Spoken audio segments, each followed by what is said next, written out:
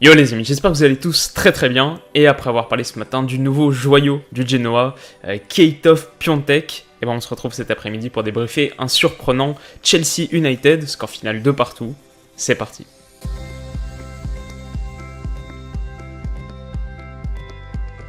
Et alors la première chose qui nous frappe en tant que spectateur, et depuis un petit moment, c'est à quel point Manchester United est inconstant, pas nécessairement d'un match à l'autre, mais au sein même d'une rencontre. En première mi-temps, Chelsea a largement dominé les débats, alors sans se créer une avalanche d'occasions non plus, mais sans en concéder une seule, et donc ils ont logiquement viré en tête suite à un corner plutôt banal, mais très mal défendu par Pogba et Lindelof.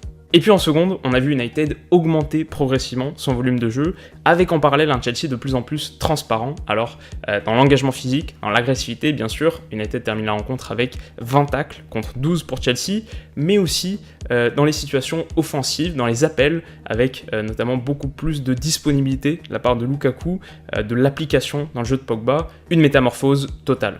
Alors la question c'est forcément pourquoi ? Comment on l'explique ? Est-ce que Mourinho est un orateur exceptionnel, un meneur d'hommes capable de totalement secouer son vestiaire à la pause par exemple ? Je rappelle qu'on a vu quelque chose de similaire contre Newcastle il y a 2 semaines avec United mené 2-0 au bout d'un quart d'heure de jeu et qui arrive finalement à renverser la vapeur en l'emportant 3-2 cette fois dans le dernier quart d'heure. C'est un trend, c'est pas isolé. Donc je sais pas si la causerie de Mourinho est particulièrement efficace, intuitivement j'aurais plutôt tendance à penser que non, pas plus que celle d'un autre, et j'ai pas vu de gros ajustements tactiques non plus, les changements sont arrivés assez tard. Alors ça s'explique peut-être tout simplement par le fait que, en soi, il y a une qualité individuelle qui est vraiment impressionnante à Manchester United. Lukaku, Rashford, Martial, Mata, Pogba, Matic, quand tout ce beau monde se met au diapason, ça secoue, ça peut donner vraiment de belles choses, et c'est ce qu'on a vu en partie cet après-midi. Et pourtant, malgré ce second acte dominateur, les Blues réussissent à arracher l'égalisation avec ce but à la 96e minute de Ross Barkley qui change tout, puisqu'avec ce nul, Chelsea conserve son invincibilité et maintient aussi 7 points d'avance au classement sur Manchester United. Au vu de la physionomie du match, en tout cas de la seconde mi-temps, c'est presque un hold-up, mais le fait de réussir à se procurer une occasion aussi franche dans les tout derniers instants de la partie, 95 minutes et 30 secondes, et une occasion aussi franche puisqu'il y a d'abord un poteau, une tête de David Luiz qui donne poteau, ensuite une reprise à bout portant de Rudiger stoppée par De Gea avant que ça revienne éventuellement sur Barkley qui conclut, mais le expected goal total, si on compte tous les tirs de cette action, devait être très élevé, mais donc réussir à se procurer une occasion aussi franche dans les tout derniers instants de la partie, c'est aussi quelque chose qui souligne une certaine fragilité pas encore résolue chez United, c'est aussi quelque chose qui souligne une force de caractère chez Chelsea qui, même quand ça va pas bien, et même pas bien du tout, réussit quand même à ne pas perdre, la preuve qu'ils seront encore très durs à battre cette saison.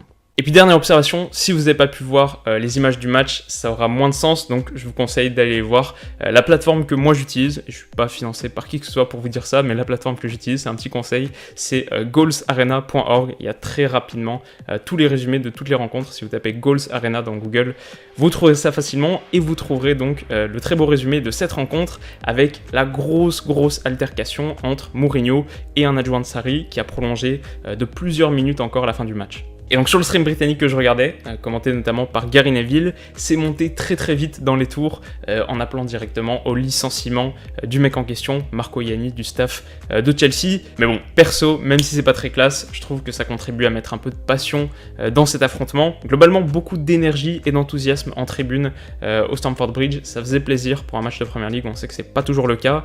Et puis à la fin de la rencontre, Mourinho qui va directement confronter les supporters de Chelsea en leur montrant les 3 titres qu'il a gagner sous leur couleur. Évidemment, c'est plus facile de se distancer de tout ça du point de vue neutre qui est le mien. Je supporte aucune des deux équipes, mais c'est une petite dramaturgie que je trouve pas désagréable, qui met un peu de piment dans l'histoire que construit la Première Ligue, et c'est entre autres pour ça que j'aime ce championnat.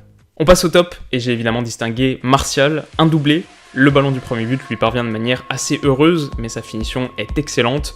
Sur le deuxième, en revanche, il ne doit rien à personne, et après avoir marqué contre Newcastle, il en est à 3 buts en un peu plus de 90 minutes de jeu. Bravo à lui.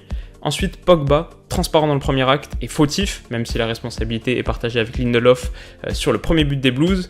Il a ensuite haussé son niveau de jeu de manière assez exceptionnelle, a vraiment pesé sur la rencontre, avec des contrôles orientés d'une qualité rare, des passes tranchantes. Quand il se met au niveau de l'événement, il est assurément un très grand joueur.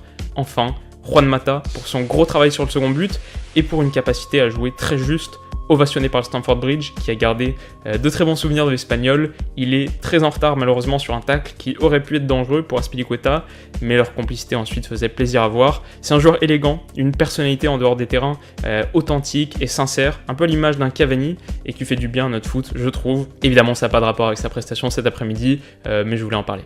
Niveau flop ensuite, Lindelof a été catastrophique sur coup de pied arrêté et a jamais vraiment réussi à lire les écrans posés par David Luiz et Marcos Alonso, ce qui a conduit au premier but et aurait pu en offrir au moins un deuxième en seconde mi-temps. Jorginho a été éteint par le milieu de Manchester et on voit la différence quand Chelsea joue sans l'influence de son catalyseur. Enfin, et parce que nul n'est intouchable, Sarri n'a pas vraiment réussi à trouver la solution quand son équipe a calé, et la force d'un grand manager étant aussi l'adaptabilité, ça valait le coup d'être souligné. Voilà les amis, c'est la fin de cette courte analyse. Alors, si vous avez pu voir cette rencontre, qu'est-ce que vous en avez pensé et quel autre match est-ce que vous avez dans le viseur pour la suite du week-end? Faites-moi savoir tout ça dans les commentaires. Bon, en attendant, je vous dis à très vite. N'hésitez pas à aller checker ma vidéo sur Piontek que j'ai sortie ce matin. Et puis, comme d'habitude, je vous souhaite une superbe soirée. Bisous.